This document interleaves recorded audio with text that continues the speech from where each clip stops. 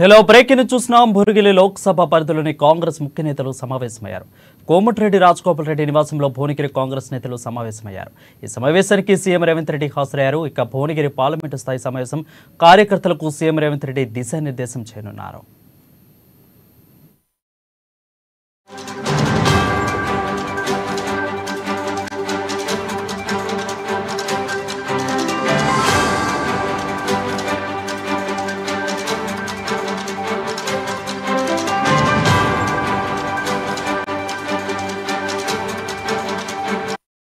Breaking news చూస్తున్నాం. భువనగిరి లోక్సభ పరిధిలో కాంగ్రెస్ ముఖ్య నేతలు సమావేశమయ్యారు.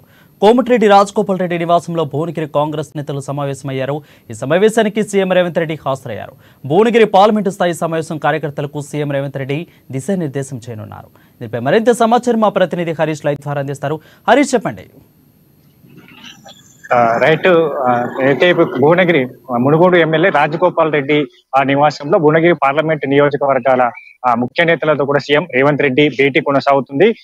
భువనగిరికి సంబంధించి కాంగ్రెస్ అభ్యర్థి చామల కిరణ్ కుమార్ రెడ్డి, అలాగే మునుగోడు ఎమ్మెల్యే రాజగోపాల్ రెడ్డి, అలాగే భువనగిరి ఎమ్మెల్యే మనీర్ కుమార్ రెడ్డి, అలాగే ఆలేరు ఎమ్మెల్యే బీల్ రాయలతో పాటుగా నకరేకల్ ఎమ్మెల్యే వేముల వీరేశం, ప్రధానంగా 7 నియోజకవర్గాలకు సంబంధించి ఇప్పుడు ఆ ముఖ్య నేతలు ఇన్ఛార్జీలు భేటీ కొనసాగుతున్న నేపథ్యం ఉన్నది. ఇక ప్రధానంగా భువనగిరికి సంబంధించి చామల కిరణ్ కుమార్ రెడ్డికి ఆ టికెట్ కట్టబెట్టారు. కాబట్టి గతంలో రాజగోపాల్ రెడ్డికి సంబంధించిన వాళ్ళ ఆ కుటుంబాలకి తన భార్యకు లక్ష్మికి టికెట్ ఆశించారు. తాను ఆ ఎంపీగా పోటీ చేస్తానని చెప్పిన నేపథ్యం కావచ్చు. ఇక వీటన్నిటిని సంబంధించి ఆయన సీఎం రేవంత్ రెడ్డితో కూడా పలుమార్లుగా భేటీ అయిన నేపథ్యం అనేది. ప్రధానంగా ఇప్పుడు చామల కిరణ్ కుమార్ రెడ్డికి సంబంధించి గెలుపు లక్ష్యంగా కూడా అందరూ కలిసికట్టుగా పనిచేయాలి. ఇక భువనగిరి పార్లమెంట్ సెగ్మెంట్లకు సంబంధించి కూడా ఆ సెగ్మెంట్లలో ఇప్పటికే ఒక్క సెగ్మెంట్ తప్ప మిగతా 6 నియోజకవర్గాల్లో కాంగ్రెస్ పార్టీ అధికారంలో ఉన్నది. కాబట్టి ఎంపీ స్థానానికి సంబంధించి కూడా ఖచ్చితంగా గెలవాలనే లక్ష్యంతో ఇప్పుడు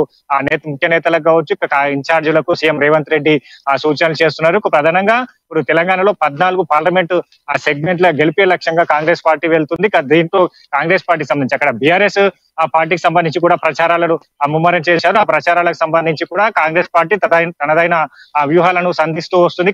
ముఖ్యంగా అన్ని పార్లమెంట్ సెగ్మెంట్లకు సంబంధించి కూడా వరుసగా సీఎం రేవంత్ రెడ్డి భేటీ అవుతున్నారు. మొన్న కొడంగల్ కావచ్చు, మల్కాజ్గిరి సెగ్మెంట్ కావచ్చు, సికింద్రాబాద్ పార్లమెంట్ సెగ్మెంట్ కావచ్చు, మహబూబ్ నగర్ పార్లమెంట్ సెగ్మెంట్, ఈ సెగ్మెంట్ వరుసగా సమావేశాలు నిర్వహిస్తూ వస్తున్నారు. ఈ రోజు భువనగిరి సెగ్మెంట్ కు సంబంధించి కూడా సమావేశం కొనసాగుతున్నది. ప్రధానంగా ఇప్పుడు భువనగిరి సెగ్మెంట్ కు సంబంధించి అంటే నల్గొండకు సంబంధించి కోమటిరెడ్డి బ్రదర్స్ ఇక్కడ ప్రాబల్యం ఉంటుంది. నల్గొండ నియోజకవర్గాలకు సంబంధించి కూడా ఆ కోమటిరెడ్డి బ్రదర్స్ కి పట్టు ఉంటుంది. కాబట్టి ఇప్పుడు వాళ్ళతో చర్చలు జరిపిన తర్వాత భువనగిరి ఆ సెగ్మెంట్ కు సంబంధించి కూడా చామల కిరణ్ కుమార్ రెడ్డి ఆ గెలుపుకు సుగమం పడేలా కూడా ఎలాంటి వ్యూహాలు అనుసరించాలి, ప్రచార కార్యక్రమాలు కావచ్చు. ఇప్పుడు ఆ భువనగిరి సెగ్మెంట్ కు సంబంధించిన 7 నియోజకవర్గాల్లో ముఖ్య నేతలకు సంబంధించి కూడా అనుసరించాల్సిన ఆ కార్యాచరణ కావచ్చు, సభలు కావచ్చు, సమావేశాలకు సంబంధించిన ఏర్పాటు కావచ్చు, వీటన్నిటిపైన కూడా చర్చ కొనసాగుతుంది. మరి కాసేపట్లో దీనికి సంబంధించిన కూడా డీటెయిల్స్ మీడియా ముఖంగా కూడా వెళ్లించే అవకాశం కనిపిస్తుంది. మొత్తంగా ఇప్పుడు బీజేపీ సంబంధించిన భువనగిరికి సంబంధించి కూడా అక్కడ బీజేపీ అభ్యర్థి బూర నరసింహ గౌడ్ గతంలో ఎంపీగా పోటీ చేసి ఎంపీగా పనిచేశారు. బీఆర్ఎస్ సంబంధించి కూడా క్యామ మల్లేష్ కు అక్కడ బీసీ నేతలు, 2 బీసీ నేతలు అక్కడ బీజేపీ బీఆర్ఎస్ అక్కడ బరిలో నిలిపింది. కాబట్టి ఇక్కడ చామల కిరణ్ కుమార్ రెడ్డికి సంబంధించి ఎట్లాంటి వ్యూహాలతో వెళ్ళాడు. భువనగిరికి సంబంధించి కూడా బీసీ ఓటు బ్యాంకు అధికంగా ఉంటుంది. కాబట్టి ఇప్పుడు కాంగ్రెస్ పార్టీకి సంబంధించి ఎట్లాంటి వ్యూహాలను అక్కడ అనుసరించాలి, బీసీ ఓటు బ్యాంకు ఏ విధంగా రాబట్టాలని పైన కూడా ఆ చర్చ జరుగుతుంది. పూర్తిగా ఇప్పుడు ఏదైతే గతంలో ఎంపీ టికెట్ ఆశించారు కాబట్టి దానికి సంబంధించి కూడా ఇప్పుడు అందరూ కలిసి పార్టీ లైన్ కట్టుబడి పనిచేసే విధంగా కావచ్చు.